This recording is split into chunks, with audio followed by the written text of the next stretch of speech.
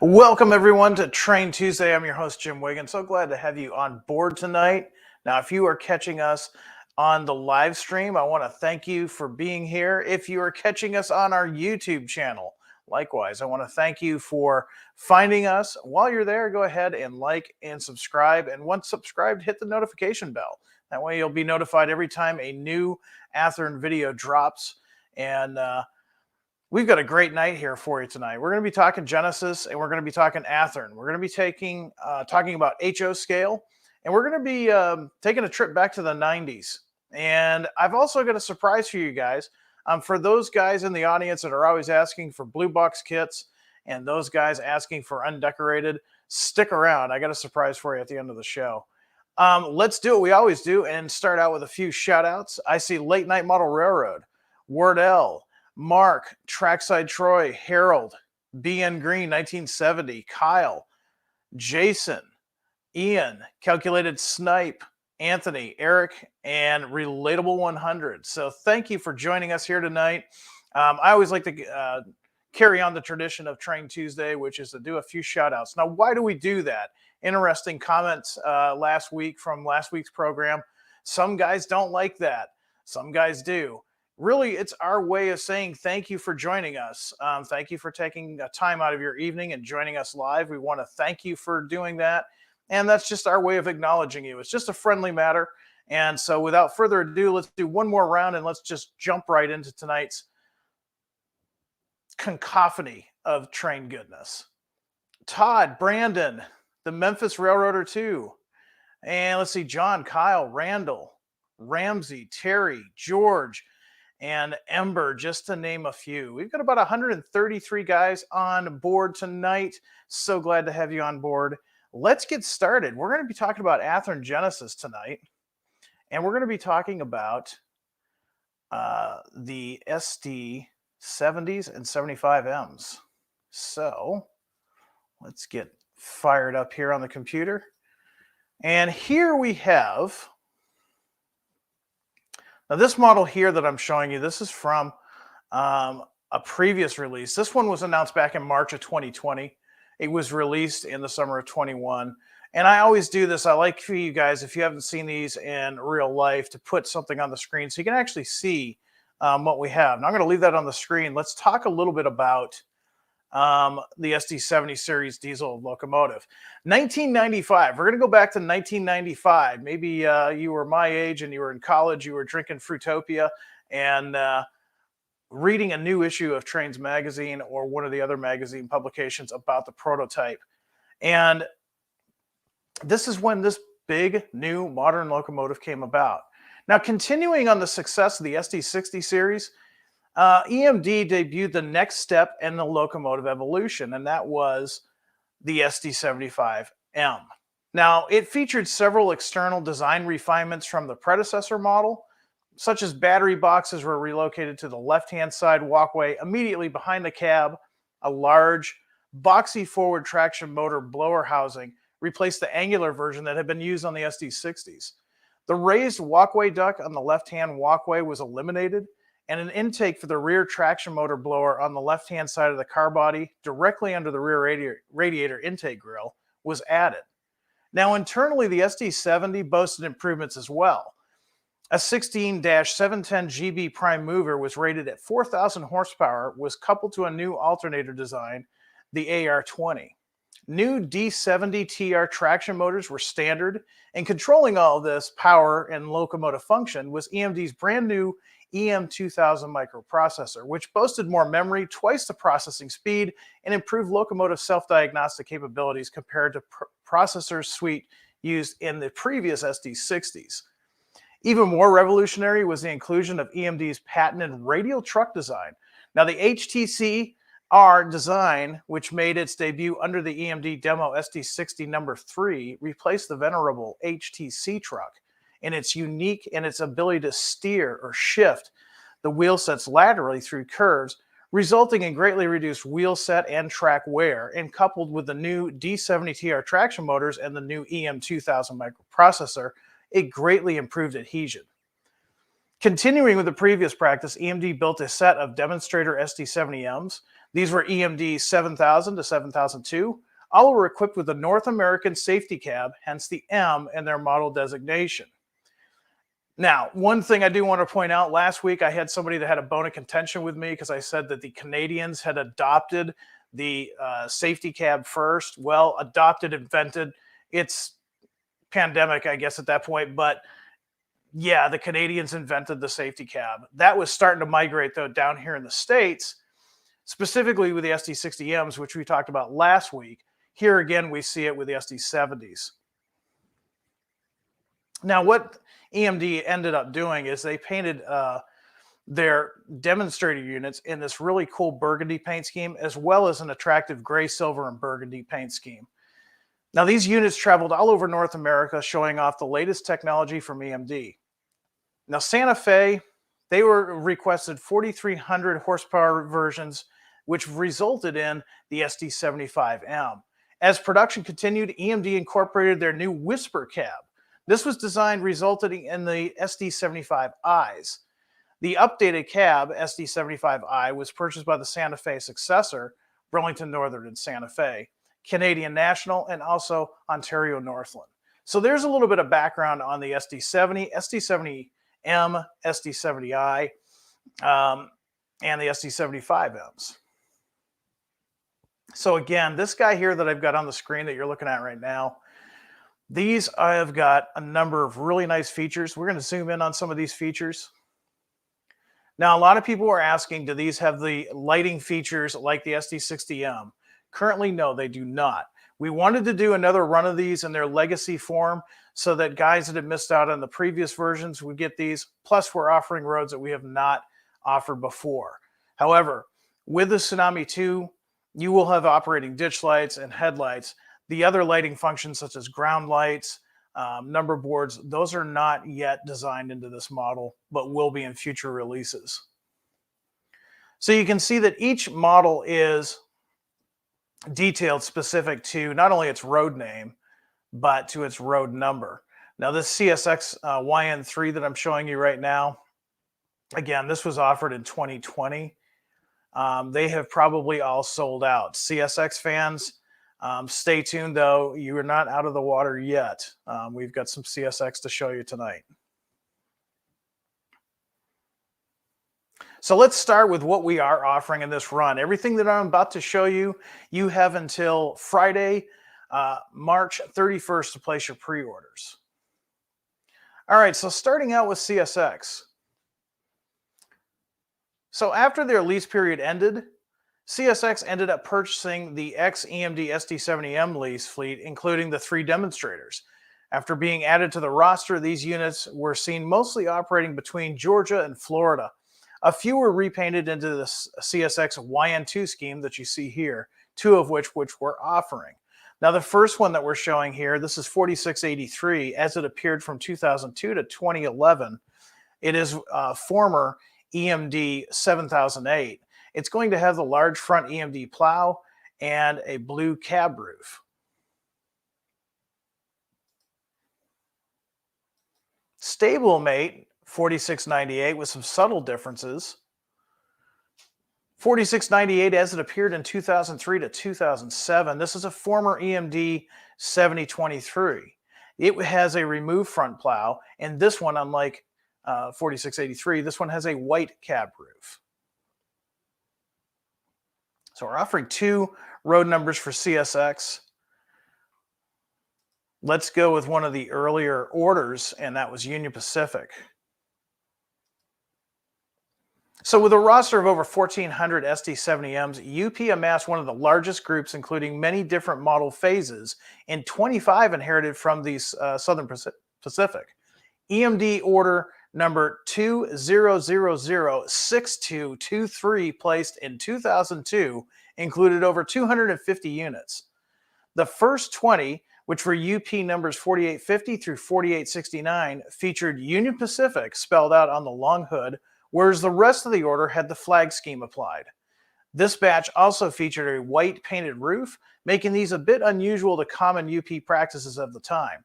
Now, we're going to offer 3 in this era, in this paint scheme for your fleet. The first one that we see here is SD70M number 4855. Now, this is how it appeared in 2002, and the subsequent next 2 that I show you will also be as they appeared in 2002. Here's 4860, and again, these are standard. This is as they came from the factory. And 4863. Now, features specific to the Union Pacific. Kind of sounds like an old UP ad. As delivered paint scheme with wing nose wings. So remember when they had brought that back, the shield with the wings, much like the F and E units of the past, they brought those back with these. The Nathan 3-chime horn, white painted cab roof, again, kind of unusual for UP practice at the time. Small GPS dome, assorted antennas, round EMD style front ditch lights, small EMD front plow, 2-panel flared radiator body, and this is going to have the late EMD trucks with the exposed bearings.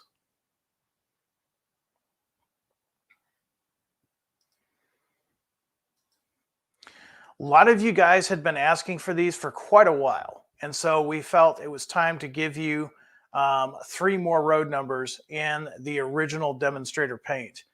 Here we have 7016. These are as they appeared in 1995 when they were brand new.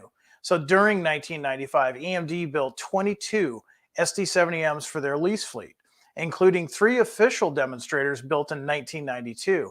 Painted in 2 different schemes. What we have here is the solid EMD maroon and black, but there was also the maroon, gray, and silver, which we've released in the past. EMD was able to provide many different railroads to test and compare their new 710 prime mover to their current models. These could be seen all over the United States and added a splash of color when mixed in locomotive consists. Now, these are the guys by the early 2000s, and many of these went on to be sold to CSX and were eventually painted into CSX colors like we looked at earlier. So here we have 7016. We're also offering 7018 and 7024. So think of these as the OG SD70Ms, and it doesn't matter what you model. These were all over the country, so you can put these in your fleet. If you order some UPs, you can definitely put some of these in there. If you order, even CSX, you can put one of those in there as well. These saw service throughout the United States. These are going to feature the solid maroon and black paint scheme with the large EMD front plow, round EMD style front ditch lights, can style roof antenna, and the early EMD trucks with hidden bearings.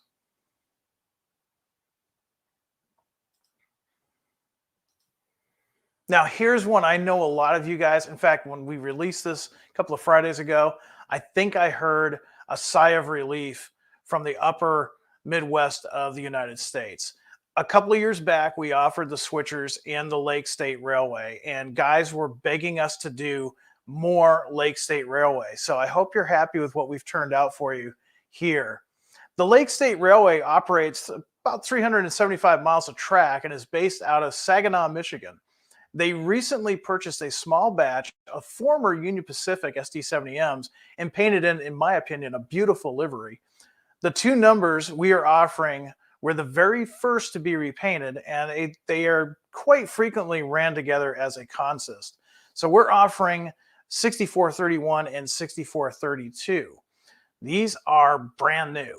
So these are 2022 paint schemes, pretty much the here and now. Like I said, 6431 and 6432 in that attractive Lake State paint scheme. Now, since these are former UP, they're going to have some former UP telltale signs. They're going to have the small front EMD plow, round front deck mounted ditch lights, and since it's modern, and a lot of you modern guys will be happy to hear this, they will have a PTC antenna array. These will also feature the late EMD trucks with the exposed bearings.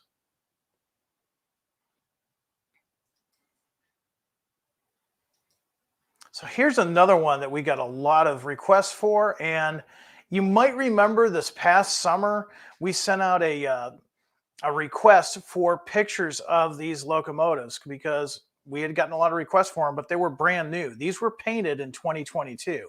Ontario Northland Railway is operated by Ontario Northland Transportation Commission, which is part of the Government of Ontario, Canada. During late 2022, or about the time we sent that social media request out, Ontario Northland purchased a small batch of former Norfolk Southern flared SD70Ms. As of recently, only 2 have been repainted. We're offering both as new additions to your model railroad, so these are brand spanking new. These are as they appear in late 2022. We're offering unit number 2120 as well as 2121. Now, like I said, these are former Norfolk Southern locomotives. They're going to have the EMD deck-mounted front and rear ditch lights, PTC antenna array, late 4-panel radiator body, late sloped EMD cab nose, small EMD front plow, and the late EMD trucks with exposed bearings.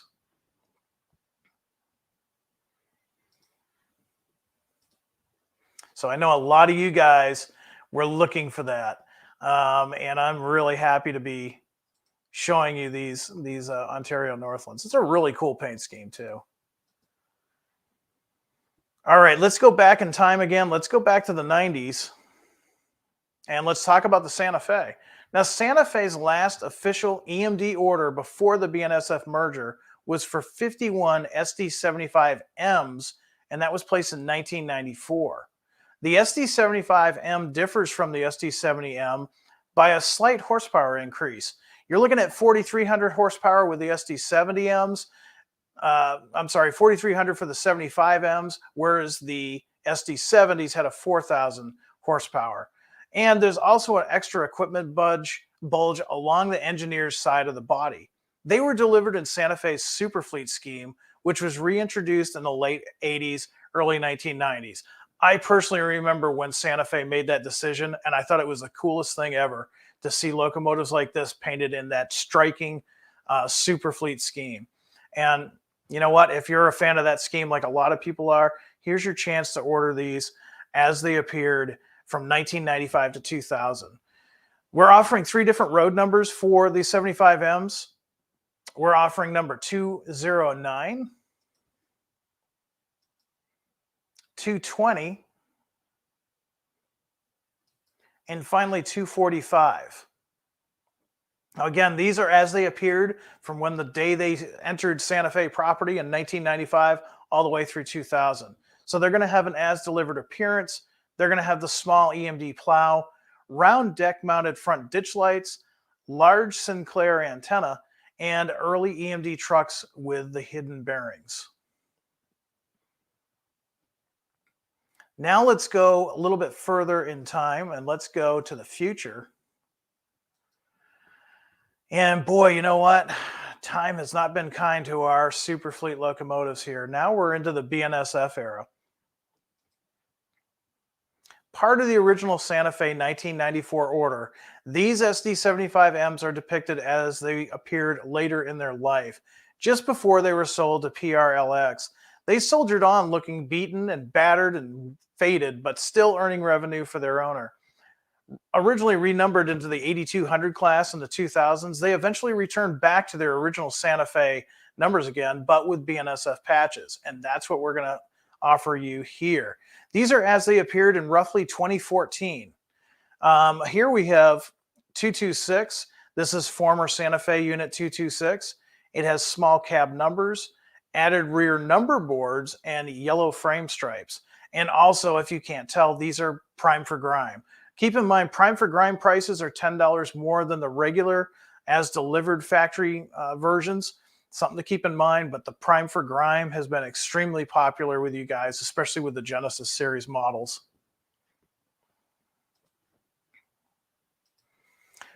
Here's one for you that's really faded. Here's 231, again, as it appeared in 2014. Former Santa Fe 231, large cab numbers, yellow frame stripes, Likewise, its stablemate, number 249, not quite as faded out as 231, 2014 era. It's also going to have the large cab numbers and the yellow frame stripes. Now, you can get these as DC only so that you can run them standard DC, or you can put the decoder of your choice in. They're going to retail, MSRP on those is $229 without sound, without decoder. If you get the prime for grime, remember that's $10 higher, so you're looking at $239. If you go ahead and get the Tsunami 2 sound equipped decoder versions, you're looking at $329.99. Again, if you get the prime for grime version, it's going to be slightly higher at $339.99. One thing I like to say at every time on this show is the prices that we're showing you, those are full MSRP. So contact your dealer of choice for what your price is going to be to see what your discount is.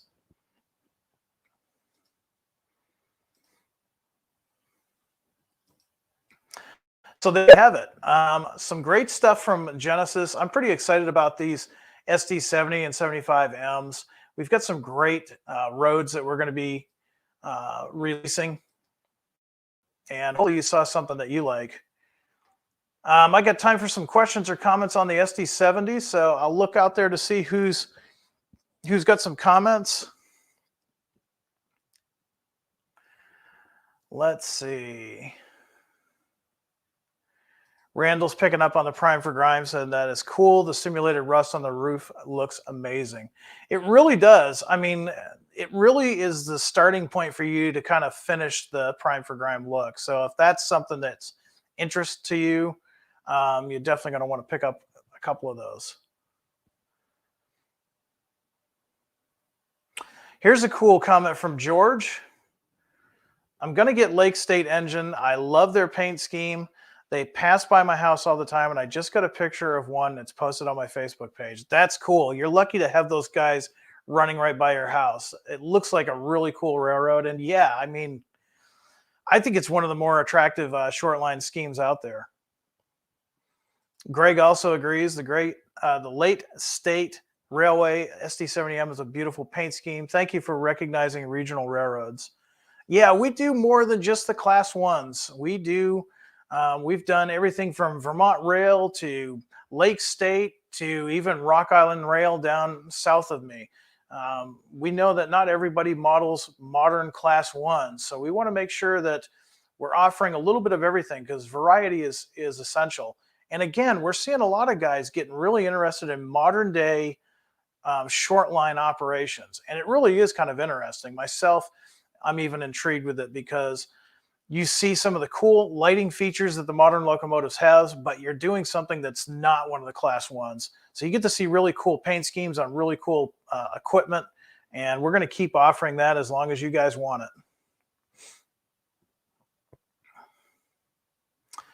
Let's see. Got time for one more comment and or question. A lot of guys liking these.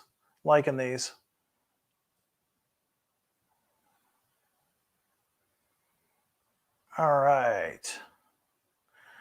Kyle wants to know, would love to see you guys do Winchester and Western Railroad models someday.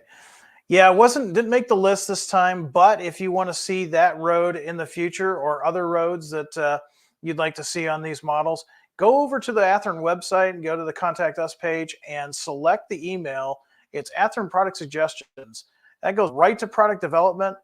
Don't worry. We do read those emails. We just don't have time to answer them all because literally usually after a Train Tuesday, that inbox gets full extremely quick. So don't be offended if we don't reply to you right away. And please don't be offended if we don't make your model next month. There's a backlog of projects that those guys are trying to get done every month.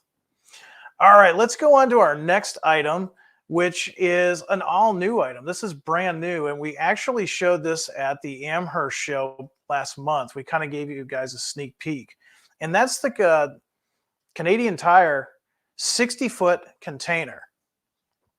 These are really cool, and these, like I said, these are brand new from the ground up. Athearn is offering these for pre-order until the end of the month. Now, these extra long containers, they were introduced in 2015 for the Canadian market specifically. From Ontario westerly, Canada allows long vehicle combinations, or LVC for short, up to 40 meters in length. That is 2 full-size semi-tractors or semi-trailers behind a tractor. The 60-foot container is easier to drive than tandem trailers, and it is perfect for bulky but albeit light cargo. The containers are built by Sigmas Container and Dongfang Container International and are shipped empty to Canada. They are typically carried in the top position of a 53-foot well car on top of another container. So yes, we actually had some of you guys contact us through the Athearn product suggestion and say, you guys really need to do these. Now, if you're up in the Canadian area, you probably see these a lot. For your brothers and sisters south of the border, we don't get to see these that often.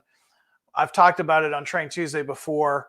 I know Texas is flirting around with 60-foot trailers with semis. Whether that'll happen or not, I don't know.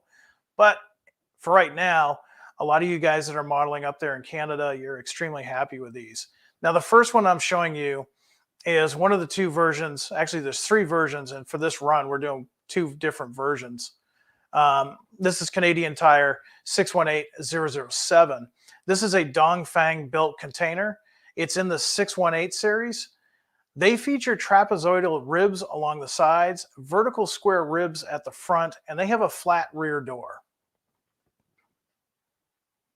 Now there's another version that we're doing.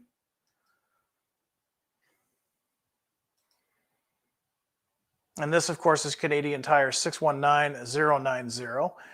This is a Sigmas version. Sigmas has built the largest number of 60-foot containers, with this version representing the 619 to the 621,000 series. Similar to the Dongfang container side and front arrangements, this version, however, features a reinforced ribbed rear door. So the rear doors are a little different in these. I got one more to show you guys. Remember at the beginning of the show, I said everybody that wants to see Blue Box back, everybody that wants to see a kit, everybody that wants to see undecorated, well, here you go. This is the Athearn HO 60-foot container. Create your own 60-foot container owner. You can do whatever you want to with this.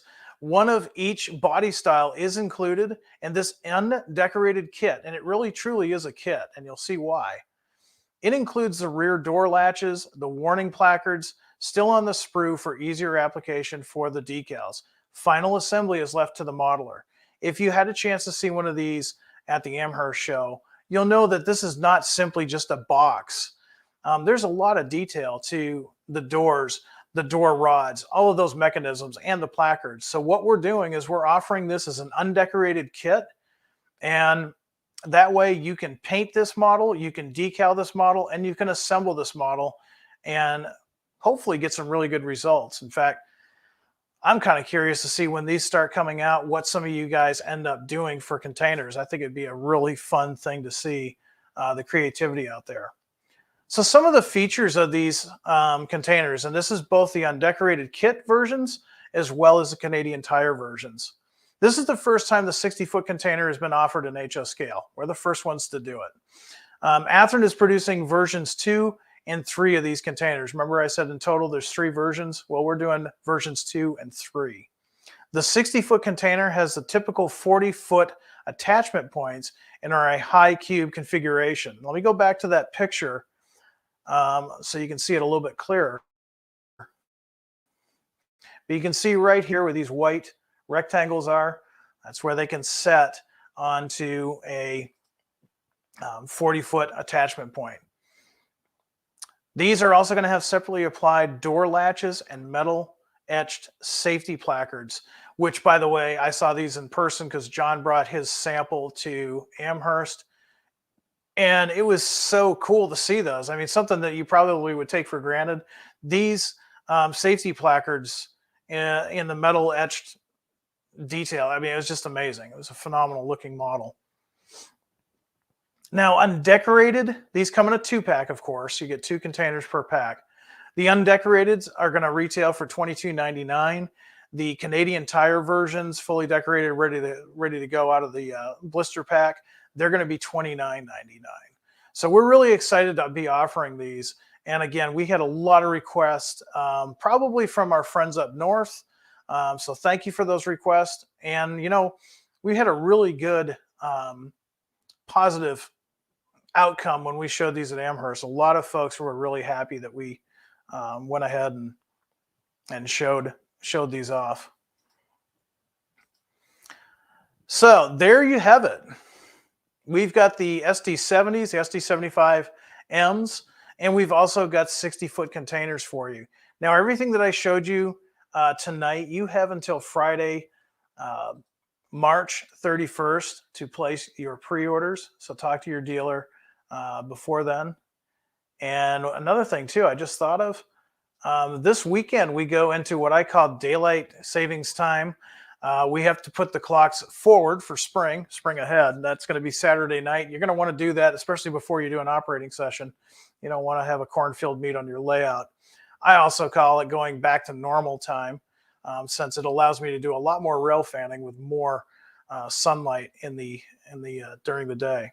So with that, I've got time for one or two questions, and I'll take a look out here, and then I'm going to let you guys get back to your layouts, back to the workbench.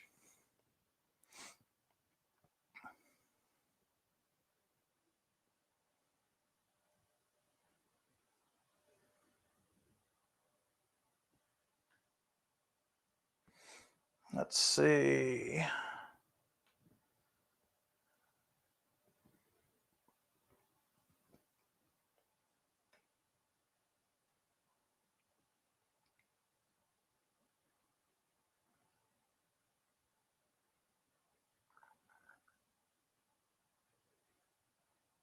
A lot of folks really excited about the SD70Ms.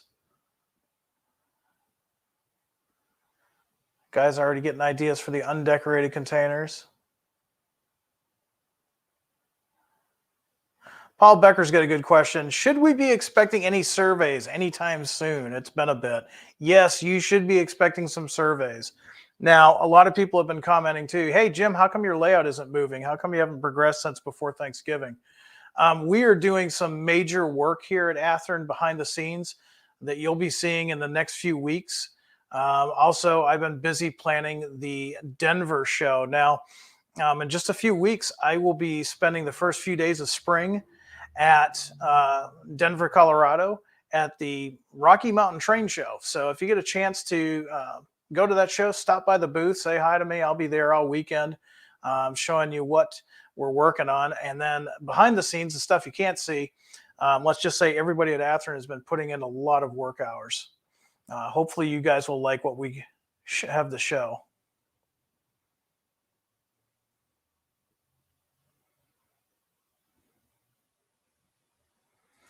Eric wants to know, will the nose door open on the SD70Ms? No, they will not.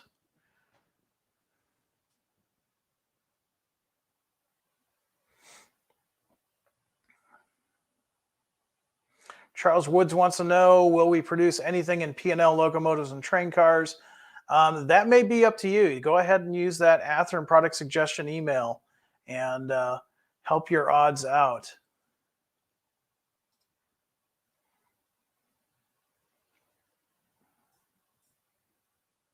A couple of guys guessing on what we're working on. I like to see what people think we're working on. No, Ramsey, not t-shirts just yet. We are working on those. But this is actually bigger than t-shirts. Boxers, Joel, it's funny you say that because we actually looked into that. Our legal team told us that because boxing can be such a dangerous sport, it probably wouldn't be a good thing for us. So boxers is just not a good fit for Athearn.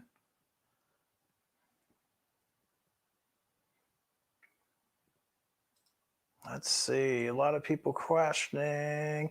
I think I saw Sid's weekly question. Sid, he wants to know, will there be any tunnel motors at the Rocky Mountain show? There might actually be, Sid. So I will have to check and see if I get some in time. If I do get some in time, I will certainly bring them. And then please stop by the booth, say hi. Would love to meet you and love to show you the tunnel motors. Let's see. Any news on the Ace and Caltrain cars? Not right now. I don't have any news for you, unfortunately. We're still expecting some, we're still getting some delays, unfortunately.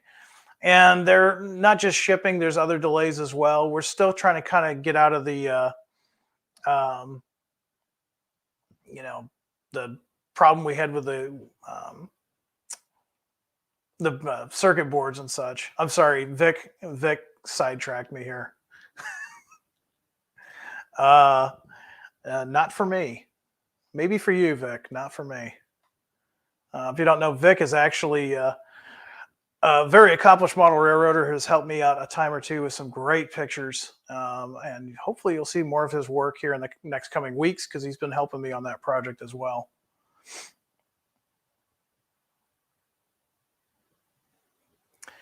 Now, see, we've got one guy that's commenting, how about Rocky Mountaineer GP40, please?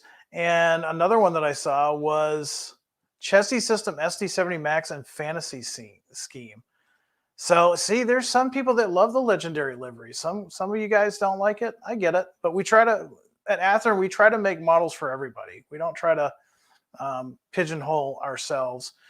We realize there are a lot of guys that like to do freelance stuff, so we're going to offer stuff like that. We also realize there's a huge segment of modelers that are prototype modelers, and they like their stuff to look exactly like the prototype. So we also offer those as well.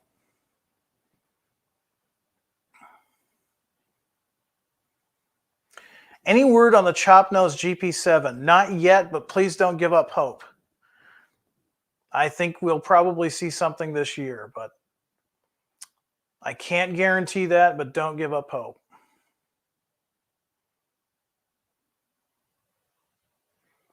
Ron wants to know, why do the SD70 Ace not have animated bearing caps, but the Dash 9s do? Well, simply put, the Aces were developed long before the Dash 9s. By the time the Dash 9s came out, back in those days, we were calling it Genesis 2.0. We were able to up the detail level.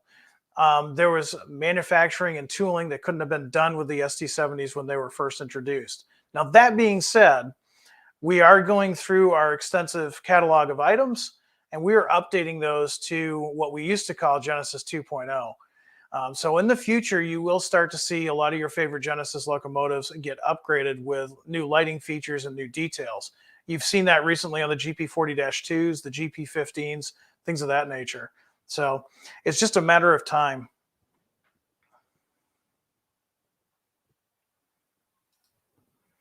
Any news on the VL Love the Way locomotives, Jim? Yeah, we're hoping to get those out late summer, early fall. We don't have a firm date yet, but I want to give you an idea. You're looking at about late summer, early fall. Will CSX have working ditch lights? If you're talking about the SD70s, yes. If they've been modeled with the ditch lights, they will have the ditch lights. Now, keep in mind, for that era, it's only going to have the front ditch lights. It wasn't until much later they started offering ditch lights on locomotives on both the front and the back. But yes, the Genesis locomotives will have ditch lights.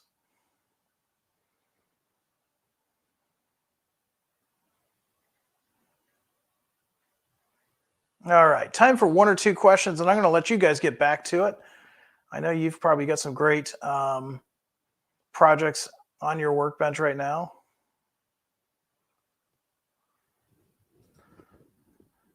Jim, any plans to eventually do modern AC 4400 CW units with FRA striping and PTC?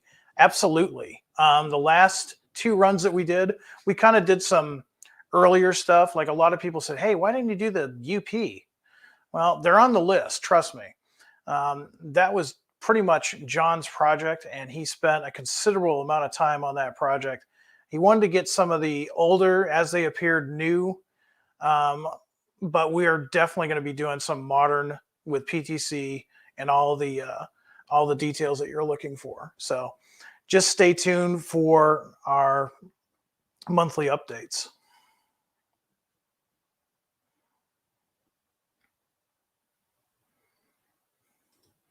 Tom wants to know, how are the Rock Island Blue Jeeps coming along? Well, if you're talking about the Rock Island Rail GP15, little bit of a delay. That's going to be around November or so.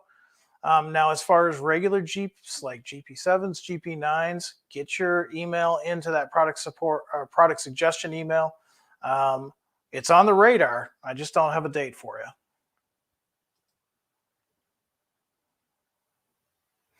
All right. I'm going to take one more.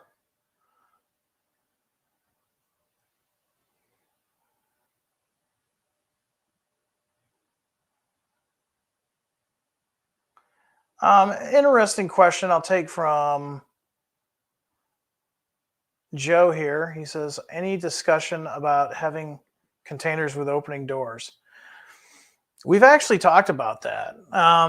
In order for us to get the scale fidelity that you're looking for in 1/87 scale, we wouldn't have an operating door that would either hold up. I mean, we could probably do it. It would look great, but just the sheer physics of it, those doors would be extremely delicate. They would probably break. If we did make them more robust so that they could be operated, then it would take away from the scale fidelity. So for right now, anyways, for where we're at in tooling and molding technology, we're just going to keep that as a standard molded in place with additional details added to it, not a functioning door. But a good question. Thanks for asking it. All right, and with that, it looks like a lot of guys asking for updates on your specific pre-orders. One of the things you can do is you can go over to the Athearn website and you can look up the locomotive that you ordered. We've got a tab system over there. You can look up Genesis diesel locomotives, find the locomotive that you pre-ordered, and see. I see somebody was asking about, I think it was GP50s. Yeah, we're hoping to have those come out later this summer, so don't give up hope on those. But we try to keep a good ETA on there. We're constantly in touch with shipping, the factory, all of that. We try to update our website at least weekly on those dates. Try to be patient. I know it's been a little bit longer than some of us expected with everything going on, but we're starting to see that backlog break up, and we're going to start seeing things come through. So there you have it. I want to thank you all for joining me tonight. Thanks for coming along on this episode of Train Tuesday. Don't forget, set those clocks back to normal this weekend. We don't need cornfield meats on top of the layout. So have a great weekend. Do some good modeling. And above all, high greens. I'll see you next week.